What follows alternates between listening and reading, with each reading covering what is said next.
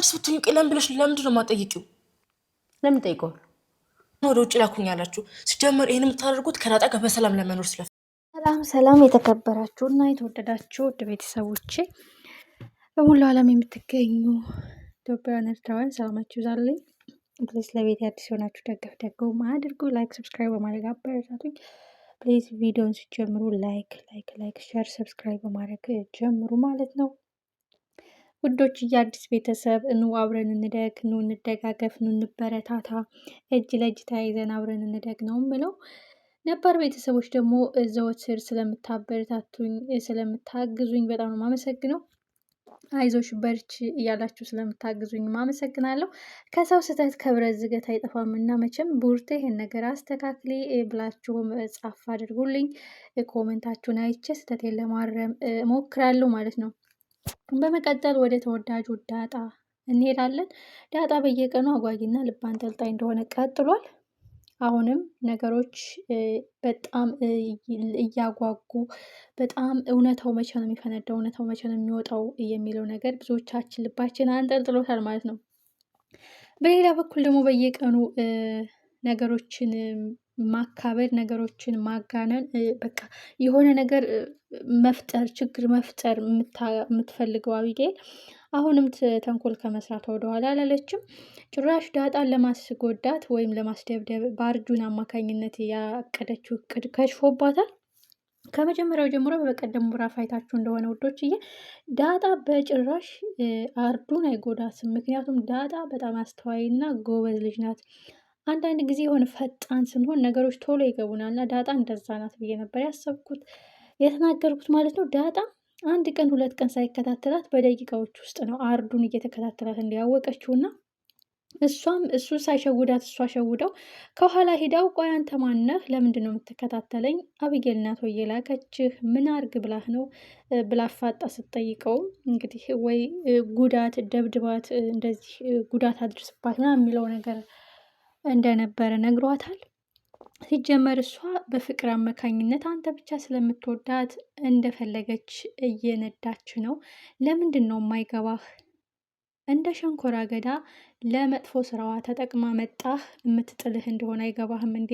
ብትወድህ እኮ ህመምህን ህመሜ ነው ብላ ትካፈልሃለች እንጂ አንተን መንካት የማትፈልግ ልጅ፣ አንተን ማቀፍ፣ አንተን መቀበል፣ ያንተን ፍቅር መቀበል አምና መቀበል የማትፈልግ ልጅ እንዴት ለጥቅሟ ብቻ ስትጠራህ ጭራሽ አትነቃም? እስከ መቼ ነው የምትሸወደው? ብላ አርዱንም ሲጮሁበት አይተናልና አርዱም ፍቅር ሆኖብኝ ነው እያለ እንግዲህ እሱም ትንሽ አብዝቶታል ማለት ነው። አንዳንዴ ፍቅር እውር ነው፣ ፍቅር ብዙ ስህተት ያሰራል እንደሚባለው ሁሉ አርዱን እያየነው ነው። አንተን ማየት አልፈልግም፣ ለእኔ አትመጥለኝም፣ አጠገቤ እንዳትደርስ እያለች ብዙ ነገር እየተናገረችው የሆነ ነገር ስትፈልግም አርዱን ጋር ትደውላለች ማለት ነው። ስለዚህ ዳጣ በትክክል የአቢጌል ክፋት ገብቷታል። በሌላ በኩል ደግሞ ዳጣ ትልቅ ስህተት የሰራችው ምሳሌን ወደዛ ቤት መውሰዷ ነው። ምናልባት ወደዛ ቤት ስትወስዳት የአቢጌልን ኮስታራነት፣ ቁጡነትና የጥያቄ ማብዛትነትን ቀድማ ለምሳሌ አስረድታት ከሆነ ምሳሌ ያንን ነገር በማስተዋል አስተዋይ ልጅ ናት። በነገራችን ላይ ምሳሌ የዳጣ አባት ማን ነው? ዳጣ ስንት ዓመት ነው እናንተ ቤት የቆየችው? ምሳሌ ኬክ ጋብዝሻለሁ እስኪ ንገሪኝ ብላ ስትጠይቃትም ምሳሌ እንዴት እንደደነገጠች አይተናታል። ምናልባች ምሳሌ የአቢጌልን ኃይለኝነት፣ የአቢጌልን ወጣ ያለ ባህሪ ቀድማ ነገሮችን ተረድታ ከሆነ ከእሷ መሸሽ እና ዝምታን መምረጥ ትሞክር ይሆናል። ግን እስከ መቼ ደቂቃ፣ እስከ ስንት ሰዓት ወይም እስከ ምን ያህል ጊዜ ታይም ትጠብቃለች? ከዛ ቤት እስካልወጣች ድረስ አቢጌል ምሳሌን አትለቃትም። ንገሪኝ ምናምን እያለች ማስጨናነቋ አይቀርም እና በዛ መሀል ዳጣ ደርሳ ካላስቆመቻት ምሳሌ ከመናገር ወደኋላ አትልም።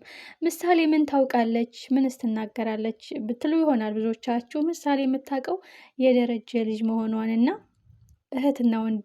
እህቶቿ እንደሆኑ አቢጌልና ዳጣ እህትና እህት እንደሆኑ ውሃም እህት እንደሆነች እና ምርጥ ቤተሰብ እንዳገኘው እያለች ነው እኛ ቤት ስትመጣ የምታወራው። እንደምትወዳችሁና እንደምታከብራችሁ ደስተኛ እንደሆነች ነው የምትነግረን የሚለው ነገር ለአቢጌል ትልቅ ነገር ነው እና ገና ለገና ድሬዳዋን የተወለድኩት ድሬዳዋን ያደግኩት ብላ ዋሽታናለች። ግን ያደገችው እናንተ ቤት ነው፣ የቆየችው የሰነበተችው እናንተ ቤት ነው እያለች አቢጌል ነገሮችን ማጠማጠም ስታስብ አይተናል። እና ቀላል ነገር አይደለም ይሄ ፍንጭ ማለት ነው ለአቢጌል።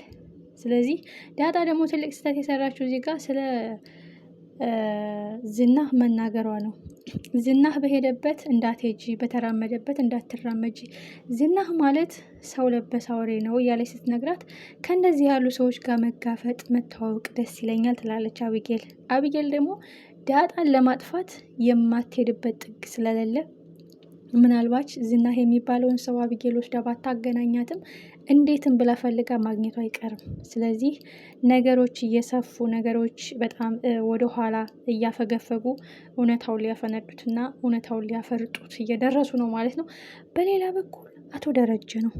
አቶ ደረጀ ከባድ ጭንቀት ውስጥ ገብተዋል። ይህም ለማርታ እስከ መቼ ዝምታዬን ልቀጥል? ዝምታዬን ላብዛ ወይስ ልንገራት ወይስ ምን ላድርግ? በሌላ በኩል ሰላምዬም እያጨናነቀችው ነው። እውነታውን ንገረኝ፣ ልጄን አገናኘኝ፣ ስለ ልጅ ስለምታውቅ ነው እንደዚህ የምትለማመጠኝ፣ እባክሽን ታይ፣ ታገሽኝ፣ ቀን ስጭኝ፣ ሰዓት ስጭኝ፣ ቀን ጨምሪልኝ እያልክ ቀናት፣ ወራት፣ አመታት የሄዱት የምታውቀው ጉዳይ ስላለ ነው።